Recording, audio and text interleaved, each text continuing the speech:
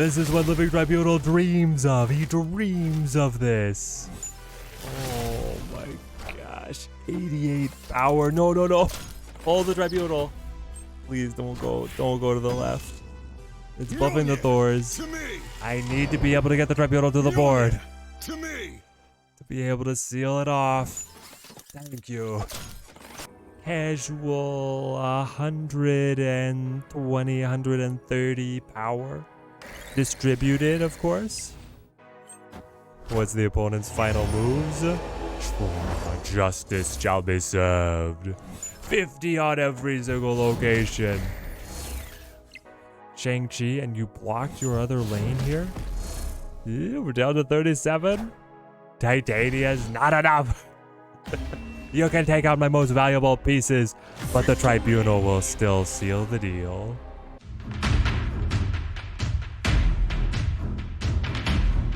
Welcome, my friends. The Living Tribunal is the newest card here in Snap, and we have a competitive deck that is being built around him here. I love the way this list has come together, and I can't wait to break it down with all of you guys, but I'm also not going to sugarcoat it. Not a lot is expected of this guy. He doesn't have nearly the hype of the High Evolutionary, and he's not expected to be as competitive. 6/6 ongoing, split your total power evenly among all locations.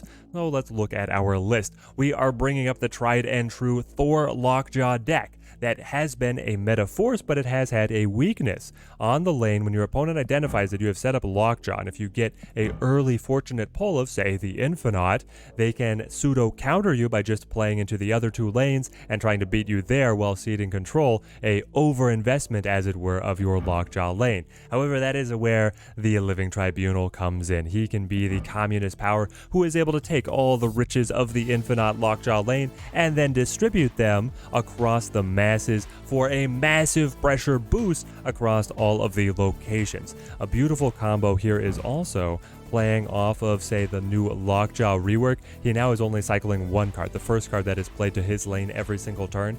So if you do get a fortunate pull, say the Infinite goes down to the Lockjaw lane, heck, even if Odin is right there and you are holding the Iron Man in hand, you can play Wasp or the Mjolnir, if you are fortunate enough to have that, to the Lockjaw location, and then follow up with the Iron Man, which will guarantee that the Iron Man sticks to the board and then is able to double all of the power that you are generating from that hopefully incredibly powerful lane. Then on the final turn, you follow up with the Living Tribunal to be able to distribute all of that pressure and shock the opponent with your reallocation of stats. That's really where he's coming in this list. Not necessarily because we can create insurmountable power spikes, but because we can be very flexible in choosing if we want to play the Living Tribunal to be able to redistribute power, if we want to be able to spike power on Odin getting a on-reveal reactivation, just spread out the Doombots to be able to get into locations that were otherwise locked down. We have a lot of flexibility on how we play things into the final turns, and we want to be able to be open to being reactive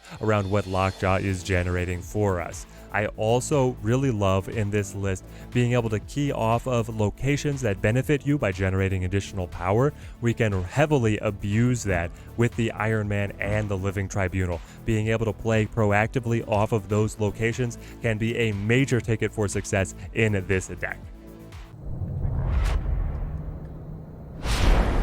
In we go, and we've got the list up above. If you guys have found other things that work with Living Tribunal, I would love to hear about the theory crafting for this card down in the comments below. It is an incredibly interesting deck building challenge. I really wish Living Tribunal was cheaper so that he could more easily fit in some of these different lists, because I don't see his ability as being a strict benefit. There are situations where you're not going to want to use it because you're racing just to be able to win two lanes. The most effective use of your points is often focusing on the two lanes you end up winning rather than overcommitting any points to the lane that you ultimately lose. So I would honestly love to see him get tweaked around where he becomes more discounted, have less power on his own body, admittedly, there as well, but then be able to fit more easily in some of these other combo lists that have higher point ceilings to them.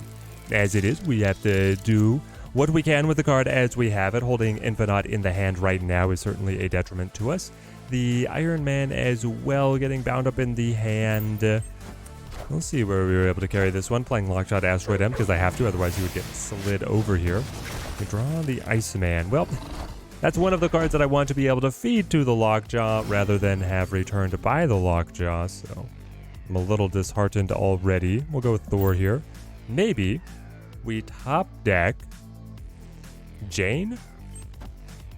Nope.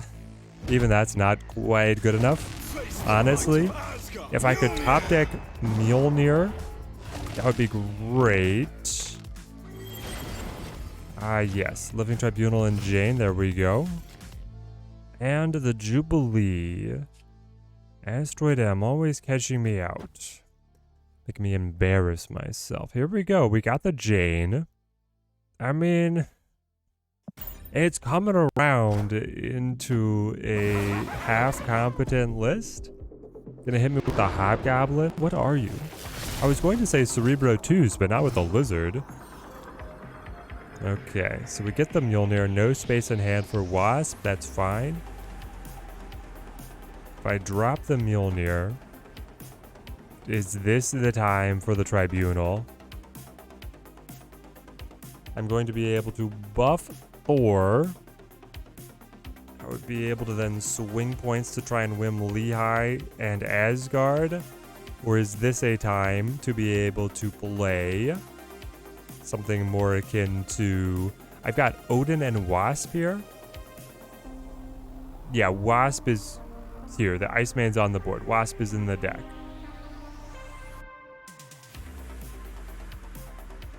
I could alternatively play Jubilee to be able to try and thin... Hold on. It would be send Mjolnir to the deck, have Jubilee try and pull Odin to shoot the Hobgoblin across. It's really tight.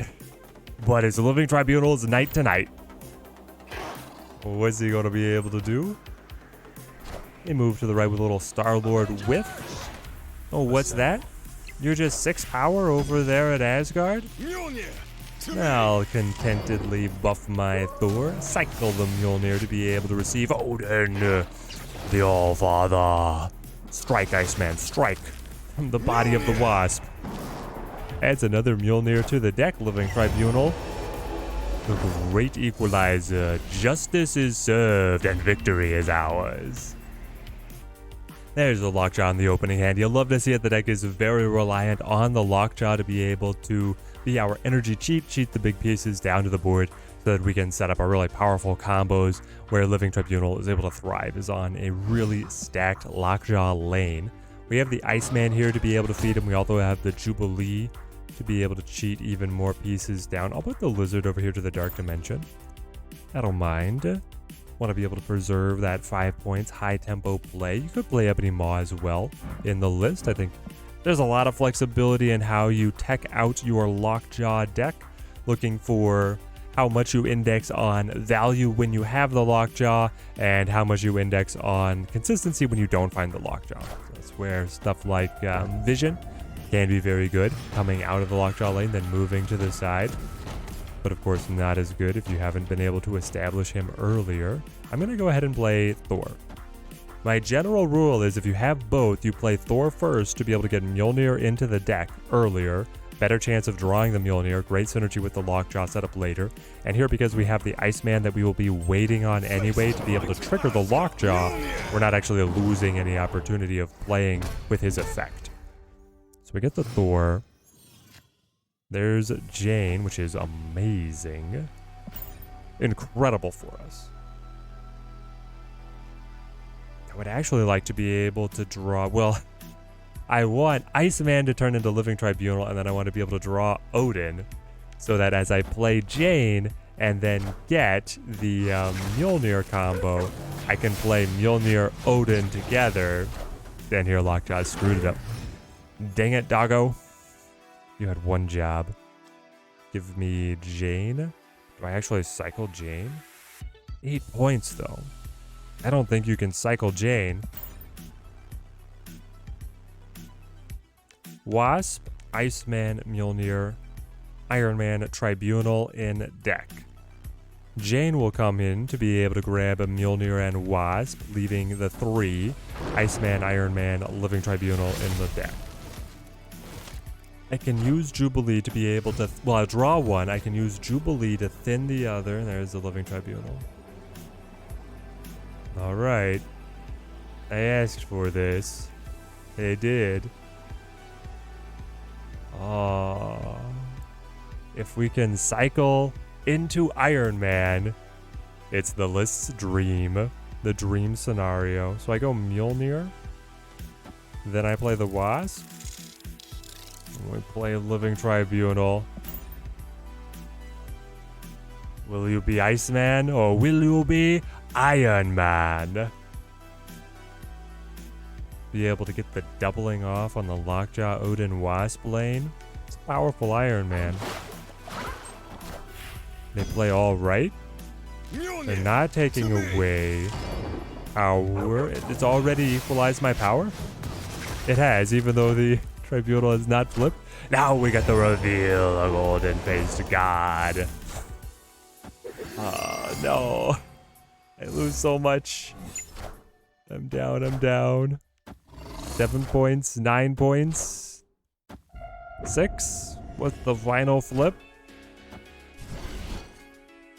Hold on.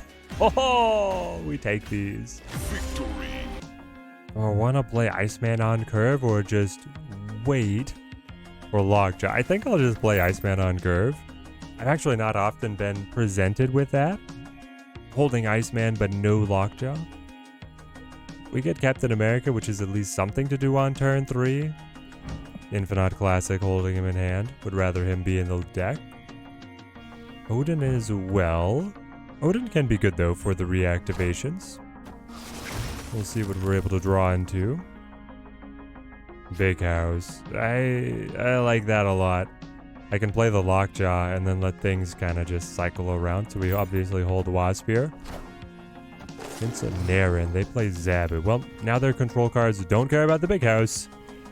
Elysium, though, accelerates our timetables. We'll go ahead and play on the left here. Let the Wasp cycle through. Jane will bring the Wasp right back. Then I can keep on going. Is there a world where I try to play the Infinite? Living Tribunal is in effect. Unfortunately, you don't get the face animation there, but we still get the ongoing. Zabu, Shocker, so they are evolved. They are High Evo. They could be trying to debuff our own pieces. Iron Man might not be the most effective then that he's ever been. Everything else should be fine, just returning solid value. I go like Dr. Doom, well then I cycle the Doom. With Odin in hand, I probably want to be able to play Doom and then the Odin on top of the Doom. Yeah, they want to debuff us. That's fine. There is the Iron Man though. It's so tempting. I think you kind of... I feel like you have to go for him. So I want Iron Man here on whatever returns. Probably not. I want Iron Man over here on the right. So Iron Man would be able to double what is right now 10 points versus playing Doom Odin, which just puts so many extra points on the board as well.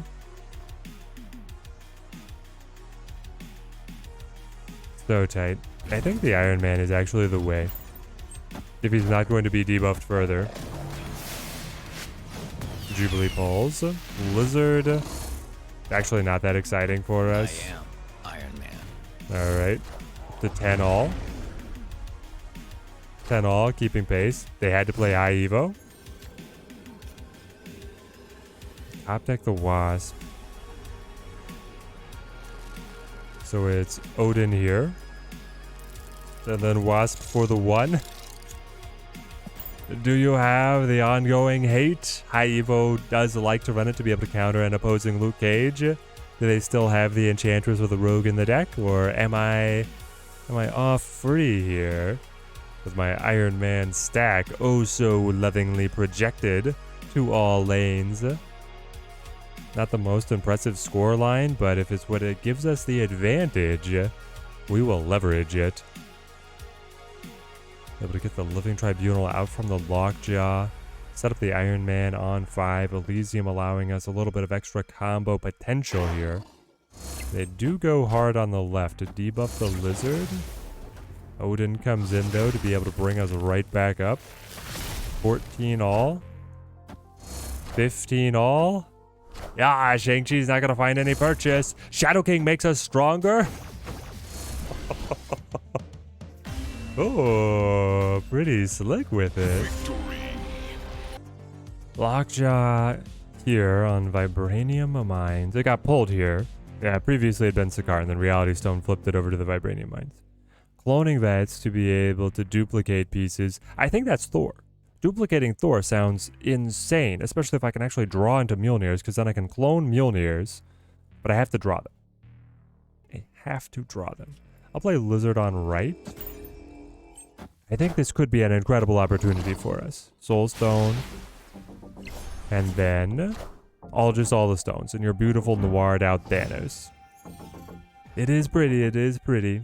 I prefer the gold borders myself, but who am I to judge? Swap. Play you.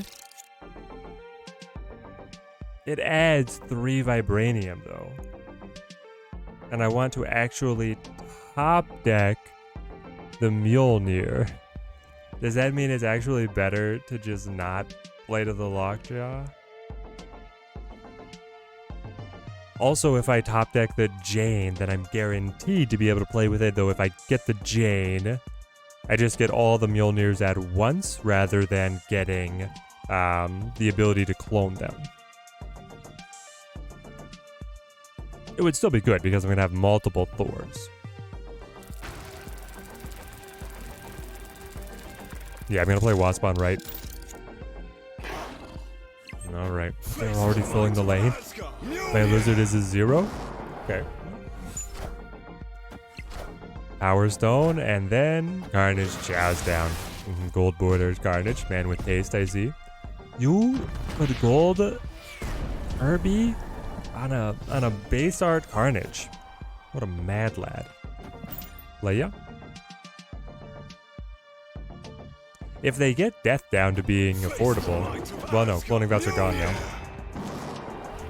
Got destroyed, decimated. There goes the Jubilee. Yeah, they're looking to be able to feed death here, clearly. Venom as well. Staying away from the Vibranium Mines like it's the plague. I got the coveted Mjolnir and nothing else to do on turn 5. Are you kidding me? All right. Mjolnir plays. Cycle it around. Maybe I'll still be able to top deck it back. Who knows? Mjolnir to me. 10 power Thors though. Mjolnir to me. It's not bad. Distant Iceman. It's fighting me. The universe is after me.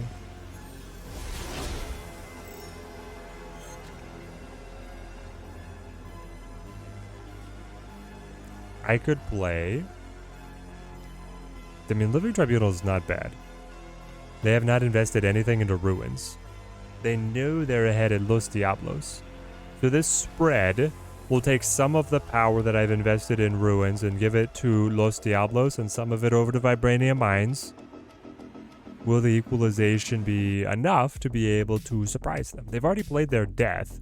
What else does Destruction Thanos run? Do I actually have the null in there? And if they do have the null, there's not a lot of power on cards that were destroyed.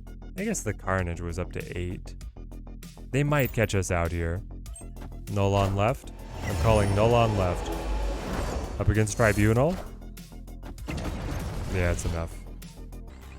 Oh, this could be our game. Lockjaw, Wasp, Iron Man, Living Tribunal. Combo pieces are all aligning. Being able to play Wasp ahead of the Iron Man onto the Lockjaw lane that's now fueled by the Project Pegasus.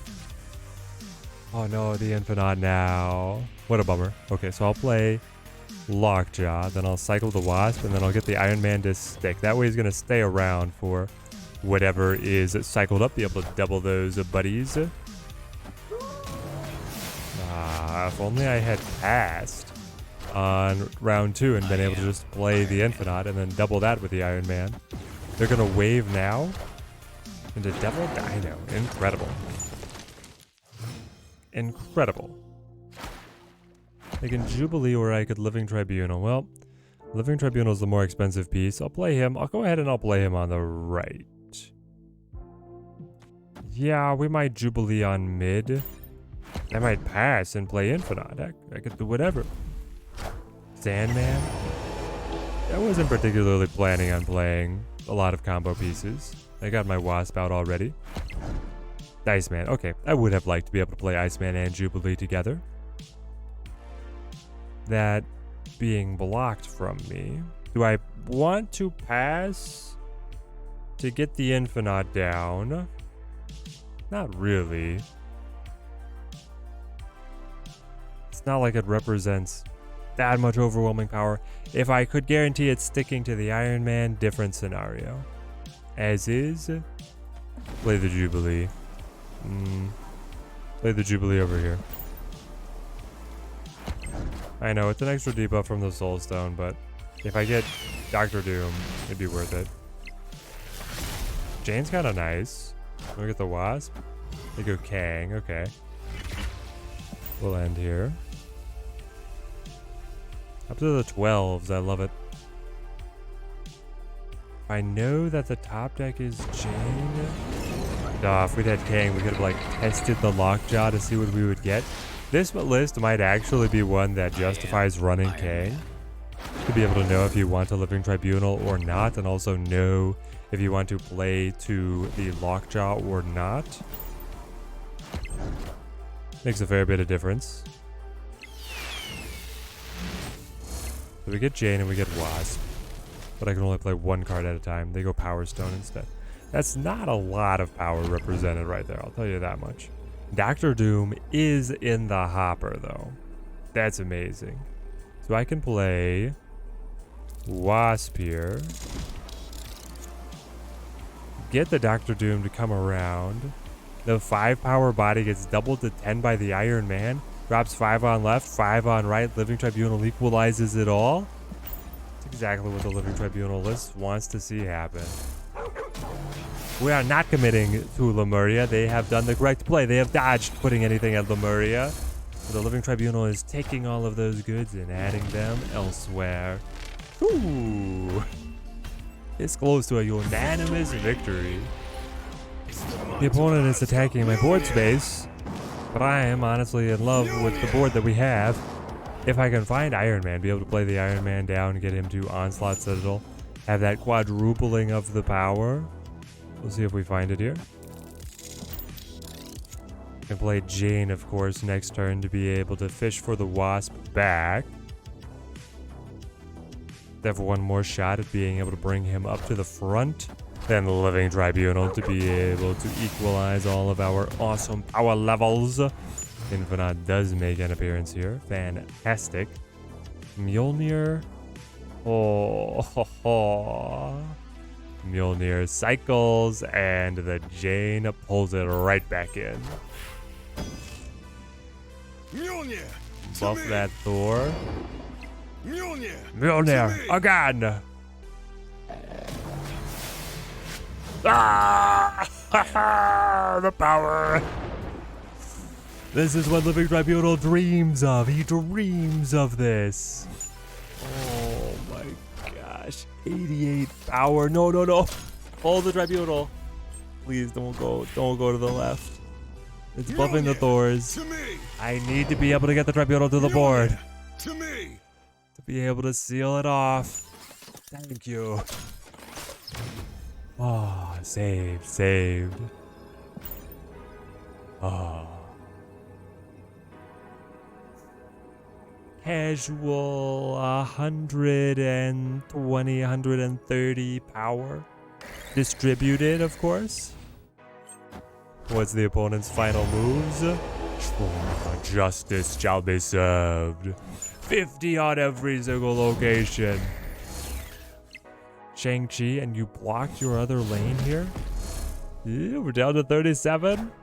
Titania is not enough.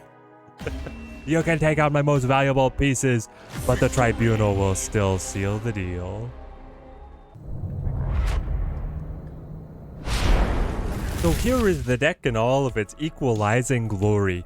I think this could be the most competitive look that the Living Tribunal is throwing, at least here on day one from everything that I've seen. Theory crafted, everything I've been able to test myself. The shell of the list is incredibly solid, which is helping prop him up. Is the deck better with him? Being able to have the look of distributing the power, especially of the Infinite, is incredibly valuable. The way that opponents are able to beat you are either if you're not able to translate the power of the Lockjaw lane to the other lanes, or if they have the control to be able to knock you over. This list is still vulnerable to the control side, but the standard pattern of just ignoring the lane that you have set up Lockjaw and then trying to win the other two doesn't really work when the Living Tribunal is going to be able to grab all of that power and then project it across the board for his game-winning pressure. It can lead to some incredible moments here playing the card. I'm really excited to be able to play around with more testing of this guy, and I can't wait to hear what you guys are building down in the comments below. If you guys pick this deck up, I hope it earns you many cubes on your climb up to infinite. Till next time, thank you guys for watching. Keep on snapping.